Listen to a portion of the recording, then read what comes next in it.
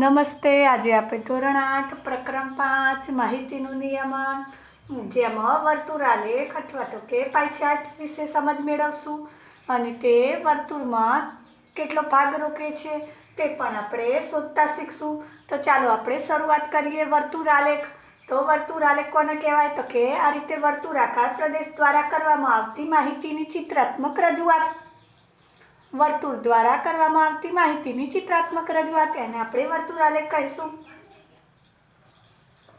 અથવા તો એમ પણ કહી શકો કે માહિતીને એક જ વર્તુળના ભાગ તરીકે દર્શાવીએ. તમે જુઓ અહીંયા 3 માહિતી છે અને એક જ વર્તુળના ભાગ તરીકે દર્શાવેલી છે. તો આપણે એને વર્તુળાલેખ અથવા તો પાઈ ચાર્ટ પણ કહી શકીએ. હવે તમને એ ખબર છે કે ટકા, જ્યારે ટકા આપેલા હોય ત્યારે આપણે 100નો આધાર લઈશું. ટકા આપેલા હોય ત્યારે 100ના આધાર અને અંશ માપ આપેલું હોય ત્યારે આપણે 360ને આધાર તરીકે લઈશું. ટકા આપેલા હોય તો કોને આધાર તરીકે લઈશું? 100ને. અને અંશ માપ આપેલું હોય ત્યારે 360ને આધાર તરીકે લઈશું. તો ચાલો હવે અહીંયા તમને એક ઉદાહરણ દ્વારા સમજૂતી આપીએ કે વર્તુળનો કેટલો ભાગ રોકે છે આ માહિતી. તો અહીંયા તમને દાખલા નંબર આપેલો છે કે નીચે આપેલા દરેક પાઈ આલેખ એક વર્ગની વિવિધ માહિતીને દર્શાવે છે. આ આલેખ વર્ગની માહિતી દર્શાવે છે કે આ માહિતી વર્તુળનો કેટલાનો ભાગ દર્શાવે છે તે આપણે શોધવાનું છે. અહીંયા તમને આપેલું છે વર્તુળાલેખમાં છોકરીઓ 50% છે અને છોકરાઓ 50% છે. 50% એટલે તમને ખબર પડી ગઈ કે ટકા છે તો આપણે 100નો આધાર લઈશું.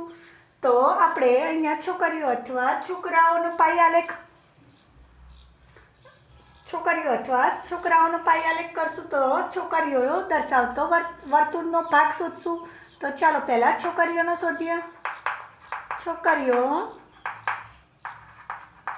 દર્શાવતો વર્તુળનો ભાગ. આપણે અહીંયા વર્તુળનો ભાગ શોધવાનો છે. તો છોકરીઓ કેટલી છે? તો તમે કહેશો કે 50%. 50% એટલે તમને ખબર છે કે 100માંથી 50 અહીંયા આપણે ઉડાડી દઈશું. ઉડશે 5 દુ 10, 5 5 બી જતા રહેશે. તો તમારે ઉપર અંશમાં કાંઈ નહીં તો 1 અને છેદમાં 2. તો તમે કહી શકો કે છોકરીઓ દર્શાવતો વર્તુળનો ભાગ કેટલો છે? 1/3. તમે જુઓ છો અહીંયા વર્તુળના 2 ભાગ કરેલા છે, એમાંથી એક ભાગ છોકરીઓ દર્શાવે છે. હવે તમે તરત જ કહેશો કે છોકરાઓ દર્શાવતો વર્તુળનો ભાગ, એ પણ તમને 1/3 મળશે. ચાલો આપણે શોધી લઈએ. છોકરાઓ દર્શાવતો વર્તુળનો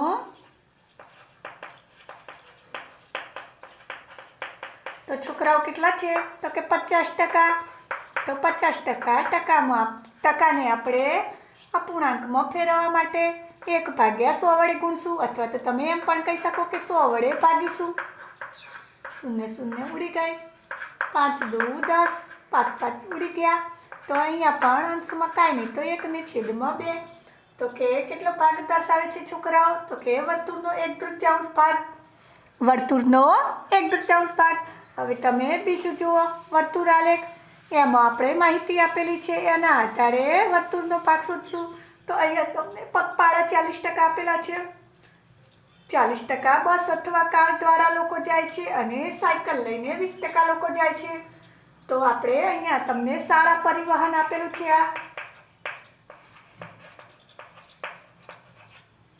તો આપણે લખશું કે શાળા પરિવહનનો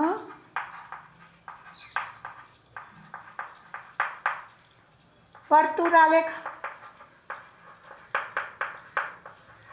તો સ્કૂલમાં 50% ચાલીને આવે છે, 20% સાયકલ લઈને આવે છે અને 40% બસ અથવા કાર દ્વારા આવે છે. તો આપણે શોધીએ કે પહેલાં પગપાળા દર્શાવતો વર્તુળનો ભાગ. તો તમે જુઓ છો કે કેટલા છે પગપાળા? 40% છે. ટકાને અપૂર્ણાંકમાં ફેરવવા આપણે 100 વડે ભાગશું. અથવા તો તમે એમ પણ કહી શકો કે 1/100 વડે ગુણશું. 0 0 જતા રહ્યા. 2 દુ 4 અને 2 પંચા 10, 2 2 5 જતા રહ્યા. તો તમને મળ્યો જવાબ 2 પંચમાંશ। આપણે લખી દઈશું કે 2 પંચમાંશ લોકો પગપાળા દ્વારા આવે છે। હવે આપણે સાયકલ દર્શાવતો વર્તુળનો ભાગ। તો સાયકલ કેટલા લોકો છે? તો કે 20%। આપણે અપૂર્ણાંકમાં ફેરવવા માટે 100 વડે ભાગશું તો 20 ભાગ્યા 100, 0 0 જતી રહી, 2 પંચું 10, 2 2 પણ જતા રહ્યા। તો તમારે અહીંયા ઉપર અંશમાં કાંઈ નહીં તો 1/5 1 પંચમાંશ ભાગ દર્શાવે છે। હવે આપણે બસ અથવા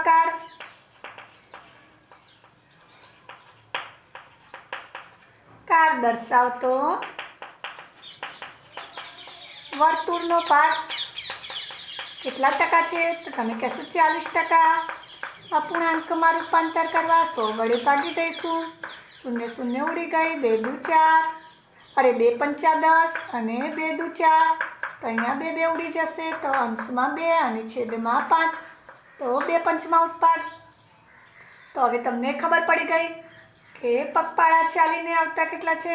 તો કે 40 ને આવતા 40% બાળકો, 40% લોકો છે જે વર્તુળનો 2 પંચમાંશ ભાગ, 5માંથી 2 ભાગ 2 પંચમાંશ ભાગ રોકે છે। સાયકલ દર્શાવતો વર્તુળનો ભાગ તો કે 1 પંચમાંશ છે। સાયકલ દર્શાવતો વર્તુળનો ભાગ 1 પંચમાંશ। અને કાર અથવા બસ દર્શાવતો વર્તુળનો ભાગ એ પણ તમને 2 પંચમાંશ મળ્યો। હજી આપણે એક આ રીતે વર્તુળાલેખ જોઈએ। તો અહીંયા તમને આપ્યું છે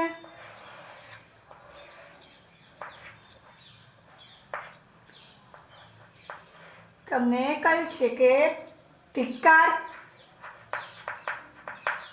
કેટલા ટકા છે? 15%। આ ભાવાવરણનો આ વર્તુળાલેખ છે તો આપણે લખશું કે ભાવાવરણનો વર્તુળાલેખ।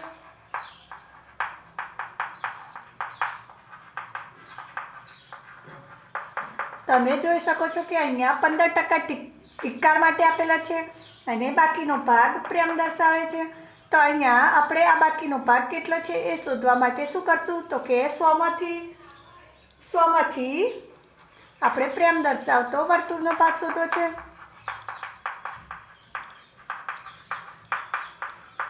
તો તમને ખબર છે કે કુલ ટકા માટે આપણે 100નો આધાર લઈશું તો કે 100માંથી કેટલા?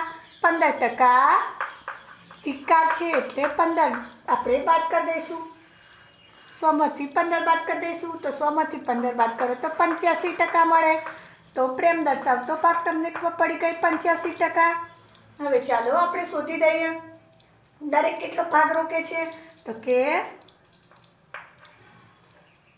પ્રેમ દર્શાવતો વર્તુળનો ભાગ તો કે 85% છે તો કે 85 ભાગ્યા 100, 85 ભાગ્યા આપણે 100 કરી દઈશું તો 85 ભાગ્યા 100 કરો, 17 પંચા 85 અને 20 પંચા 100, 5 5 ઉડી ગયા તો 17 ભાગ્યા 20, 27 મળે તમને। હવે આપણે ધિક્કાર દર્શાવતો વર્તુળનો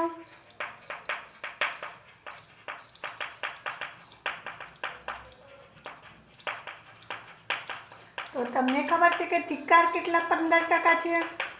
તો અપૂર્ણાંકમાં ફેરવવા 100 વડે ભાગીશું, 5 તારી 15 અને 20 પંચા 100, 5 5 ઉડી જશે તો અંશમાં 3 અને છેદમાં 20 બચ્યા। તો કે 3/20 ભાગ આપણને ધિક્કાર દર્શાવે છે।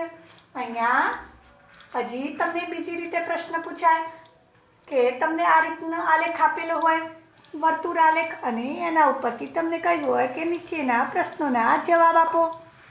તમને વર્તુળ આલેખ આપેલો છે અને કહ્યું છે કે નીચેના પ્રશ્નોના જવાબ આપો।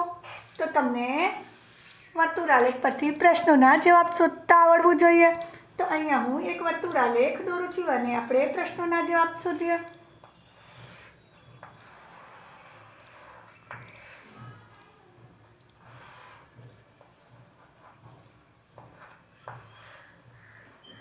%રમત ખેલ,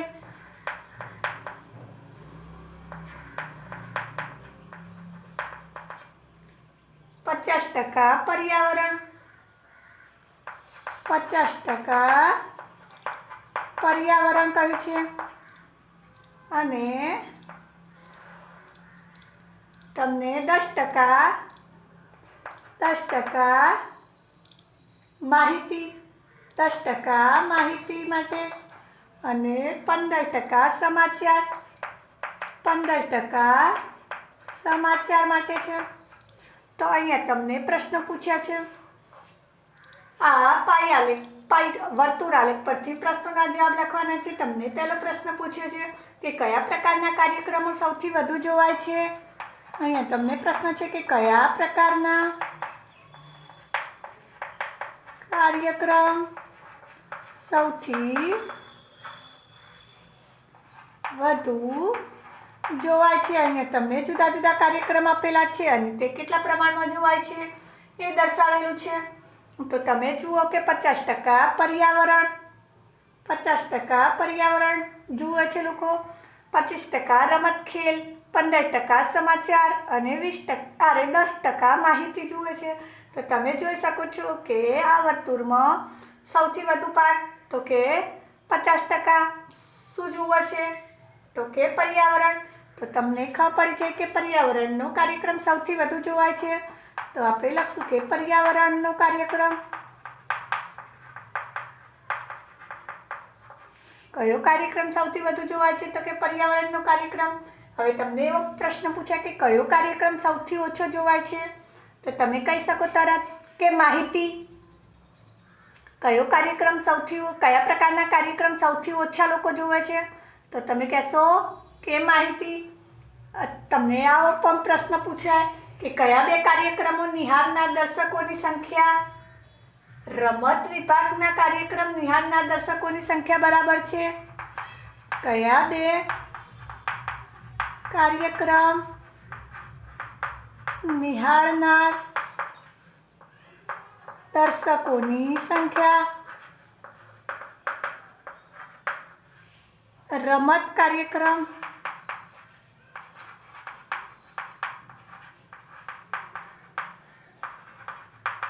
દર્શકોની સંખ્યા બરાબર છે। તો અહીંયા તમે જોઈ શકો છો કે કયા બે કાર્યક્રમ, તમે જુઓ કે રમત માટે કેટલા છે, 25% લોકો રમત નિહાળે છે। હવે તમે જુઓ કે અહીંયા રમત કહ્યું છે કે કયા બે કાર્યક્રમ નિહાળનાર દર્શકોની સંખ્યા, તો આપણે બે કાર્યક્રમ ભેગા કરવાના છે અને રમત નિહાળનાર દર્શકોની સંખ્યા બરાબર થવા જોઈએ। તો અહીંયા તમે જુઓ કે રમત નિહાળનાર 25% છે અને સમાચાર માટે 15% અને માહિતી માટે 10% છે। તો આપણે લખશું કે સમાચાર અને માહિતી નિહાળનાર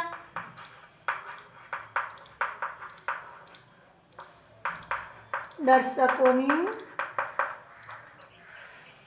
કુલ ટકાવારી અથવા તો કુલ સંખ્યા લખશું। તો 15% વત્તા 10% એટલે કેટલી થઈ 25%। તો તમે કહેશો કે કયા બે કાર્યક્રમ તો કે સમાચાર અને માહિતી નિહાળનાર દર્શકોની સંખ્યા રમત નિહાળ દર્શકોની સંખ્યા બરાબર છે। આ રીતે તમને જુદા જુદા પ્રશ્નો પૂછાય જેના આપણે વર્તુળાલેખનો ઉપયોગ કરી અને જવાબો લખવાના છે। જો તમને આ વિડીયો ગમ્યો હોય તો તમારા મિત્રો સુધી શેર કરજો, લાઈક કરજો અને આની પછીના વિડીયો જોવા માટે મારી આ ચેનલને સબસ્ક્રાઈબ કરવાનું ના ભૂલતા, જેથી કરીને નવા વિડીયોની જાણ તમને તરત થાય। અને જો તમારે કોઈ વિડીયો જોવાનો બાકી હોય તો તમે પ્લેલિસ્ટમાં જઈને જોઈ શકો છો।